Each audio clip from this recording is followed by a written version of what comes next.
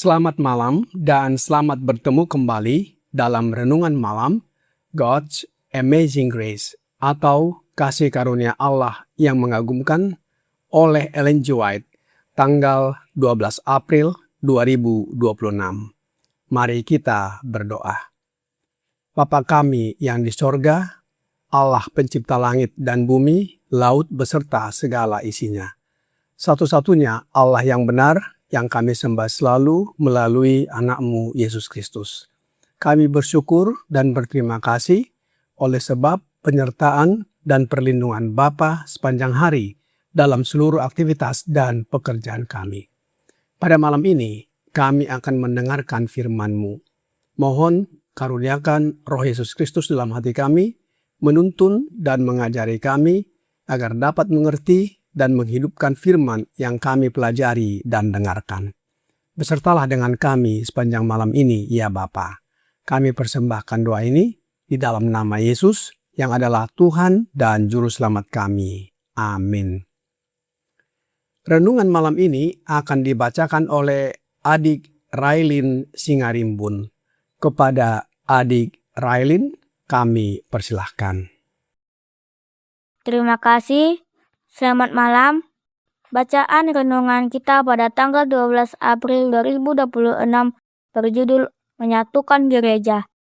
Ayat inti terdapat Ibrani 13 ayat 9. Janganlah kamu disesatkan oleh berbagai-bagai ajaran asing, sebab yang baik ialah bahwa hati kamu diperkuat dengan kasih karunia. Tuhan dari hikmat-Nya telah mengatur agar melalui hubungan yang erat yang seharusnya dipelihara oleh semua orang percaya, orang Kristen akan bersatu dengan orang Kristen dan gereja dengan gereja. Dengan demikian, alat manusia akan dimampukan untuk bekerja sama dengan yang ilahi. Setiap lembaga akan tunduk kepada Roh Kudus, dan semua orang percaya akan bersatu dalam suatu usaha yang terorganisir dan terarah dengan baik untuk memberitakan kepada dunia kabar sukacita tentang kasih karunia Allah. Allah berurusan dengan manusia sebagai individu, memberikan kepada setiap orang pekerjaannya masing-masing. Semua harus diajar oleh Allah melalui kasih karunia Kristus. Setiap jiwa harus mengerjakan kebenarannya sendiri, memelihara hubungan yang hidup dengan Bapa dan Anak. Meskipun benar bahwa Tuhan menuntut individu, namun juga benar bahwa Ia sedang memimpin suatu umat, bukan beberapa orang yang terpisah di sana-sini. Yang satu percaya hal ini dan yang lain percaya hal itu. Malaikat-malaikat Allah sedang melaksanakan pekerjaan yang dipercayakan kepada mereka. Malaikat ketiga sedang memimpin dan menyucikan suatu umat, dan mereka harus bergerak bersatu dengannya. Beberapa orang berpendapat bahwa ketika kita mendekati penutupan zaman, setiap anak Allah akan bertindak secara mandiri tanpa organisasi keagamaan apapun. Tetapi saya telah diberi petunjuk oleh Tuhan bahwa dalam pekerjaan ini tidak ada yang disebut setiap orang bekerja secara independen. Agar pekerjaan Tuhan dapat maju dengan sehat dan kokoh, umatnya harus saling mendekat dan bersatu. Setiap anggota gereja harus merasa memiliki kewajiban suci untuk menjaga dengan ketat kepentingan pekerjaan Allah. Yesus telah membuka bagi setiap orang jalan untuk memperoleh hikmat, kasih karunia, dan kuasa. Ia adalah teladan kita dalam segala hal, dan tidak ada sesuatu pun yang boleh mengalihkan pikiran dari tujuan utama hidup, yaitu memiliki Kristus di dalam jiwa yang melembutkan dan menundukkan hati. Bila hal ini terjadi, setiap anggota gereja, setiap pengaku kebenaran akan serupa dengan Kristus dalam karakter, dalam perkataan, dalam tindakan. Inilah renungan malam kita pada malam hari ini. Tuhan Yesus memberkati. Terima kasih atas penata layanan adik Railin. Tuhan Yesus memberkati. Saudara-saudari dalam Yesus Kristus. Renungan malam ini berjudul Menyatukan Gereja. Apakah gereja itu? Apakah gereja adalah bangunan, lembaga, atau denominasi? Roh Nubuat di dalam The Upward Look halaman 315 paragraf 5 berkata, Allah memiliki sebuah gereja. Gereja itu bukanlah katedral yang megah, bukan pula lembaga nasional, dan bukan berbagai denominasi, melainkan umat yang mengasihi Allah dan menuruti perintah-perintahnya. Sebab di mana 2 atau 3 orang berkumpul dalam namaku, di situ aku ada di tengah-tengah mereka. Matius 18 ayat 20. Dimanapun Kristus hadir, bahkan di antara sedikit orang yang rendah hati, di sanalah gereja Kristus. Sebab hanya kehadiran yang maha tinggi dan maha suci yang bersemayam dalam kekekalan yang dapat menjadikan suatu perhimpunan sebagai gereja. Dari kutipan ini kita ketahui dan mengerti bahwa di mana ada 2 atau 3 orang yang mengasihi dan menuruti perintah-perintah Allah, di sanalah Yesus hadir dan memimpin. Entah itu di tempat yang sunyi di bumi, di padang belantara, atau di kota dan di mana saja. Di antara sedikit orang yang rendah hati, di sanalah gereja Kristus. Sebab hanya kehadiran yang maha tinggi dan maha suci yang bersemayam dalam kekekalan yang dapat menjadikan suatu perhimpunan atau perkumpulan sebagai gereja. Namun, mengapa sering terjadi perpecahan di antara sedikit orang yang menyatakan diri sebagai gereja Allah? Perpecahan sering terjadi disebabkan oleh perbedaan pendapat, ajaran asing atau sesat yang tidak sesuai dengan firman Allah, dan lain sebagainya.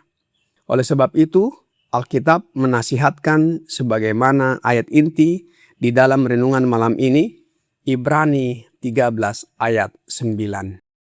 Janganlah kamu disesatkan oleh berbagai-bagai ajaran asing, sebab yang baik ialah bahwa hati kamu diperkuat dengan kasih karunia.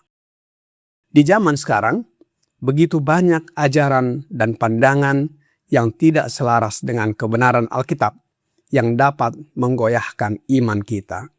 Karena itu, kita diingatkan untuk tidak mudah terbawa arus, tetapi tetap berakar dalam kasih karunia, yaitu Roh Yesus Kristus. Roh Yesus Kristus itulah yang menguatkan hati, sehingga kita memiliki kepekaan untuk membedakan mana kebenaran dan mana yang menyesatkan. Iman kita tidak mudah goyah.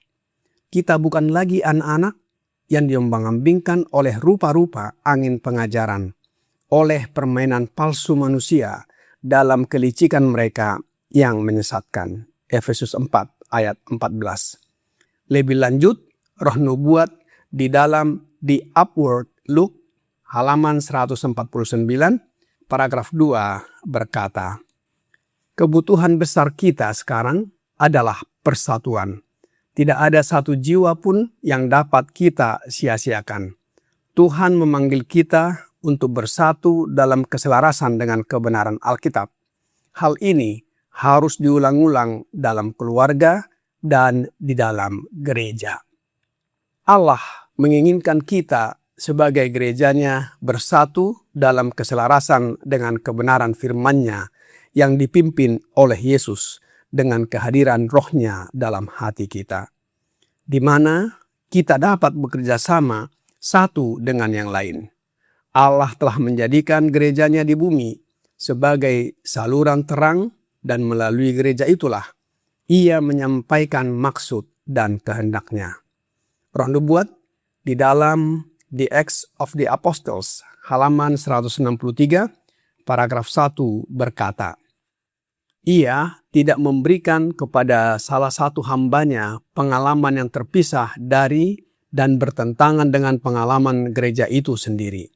Ia juga tidak memberikan kepada satu orang pengetahuan tentang kehendaknya bagi seluruh gereja, sementara gereja tubuh Kristus dibiarkan dalam kegelapan.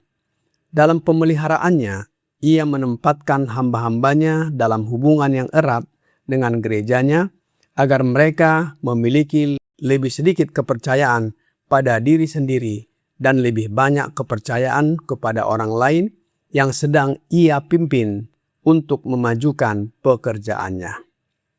Sikap terlalu mengandalkan diri sendiri dengan pengetahuan yang seolah-olah kebenaran dalam gereja dapat membuat seseorang mengabaikan nasihat dan otoritas yang telah Allah tetapkan. Hal ini berbahaya karena menjauhkan dari bimbingan Allah dan membuka peluang untuk disesatkan. Karena itu, umat Allah dipanggil untuk tetap bersatu, saling mendukung, dan bekerja bersama di bawah pimpinan Roh Yesus Kristus dalam mempelajari, menyelidiki firman Allah, dan memberitakan Injil. Rasul Paulus di dalam Efesus 4 ayat 3-7 berkata, dan berusahalah memelihara kesatuan roh oleh ikatan damai sejahtera, satu tubuh dan satu roh, sebagaimana kamu telah dipanggil kepada satu pengharapan yang terkandung dalam panggilanmu. Satu Tuhan, satu iman, satu baptisan, satu Allah dan Bapa dari semua. Allah yang di atas semua dan oleh semua dan di dalam semua. Tetapi kepada kita masing-masing telah dianugerahkan kasih karunia menurut ukuran pemberian Kristus. Saudara-saudari dalam Yesus Kristus, tujuan akhir dari kesatuan gereja yang dikerjakan oleh Roh Yesus Kristus adalah mencerminkan Yesus Kristus. Ketika Yesus Kristus hidup dalam kita, karakter, perkataan, dan tindakan kita akan menjadi kesaksian yang hidup bagi dunia ini. Ajaran asing atau palsu yang tidak sesuai dengan firman Allah akan jelas terlihat dan disingkirkan daripada kita. Kiranya pekabaran ini menjadi pembaharuan dan sukacita bagi kita. Tuhan Yesus memberkati. Mari kita berdoa. Bapa kami yang di sorga, terima kasih atas pekabaran malam ini yang merupakan amaran bagi kami agar tidak disesatkan dengan berbagai ajaran asing yang menyesatkan, yang menimbulkan perpecahan di antara kami sebagai gereja yang Allah telah jadikan sebagai saluran terang untuk menyampaikan maksud dan kehendak-Mu. Oleh sebab itu ya Bapa, kami mohon karuniakan Roh Yesus Kristus dalam hati kami, agar kami sebagai gereja bersatu, bekerja sama untuk memberitakan Injil dan banyak jiwa yang datang dan bertobat kepadamu. Sucikanlah hidup dan karakter kami agar semakin serupa dengan hidup dan karakter Yesus. Dan apabila tiba saatnya ketika Yesus datang kembali, kami siap menyambutnya dan masuk ke dalam kerajaan sorga. Kami serahkan hidup kami ke dalam tangan-Mu sepanjang malam ini, ya Bapa. Mohon ampuni kami atas dosa dan pelanggaran yang telah kami perbuat. Kami persembahkan doa ini di dalam nama Yesus yang adalah Tuhan dan Juru Selamat kami. Amin.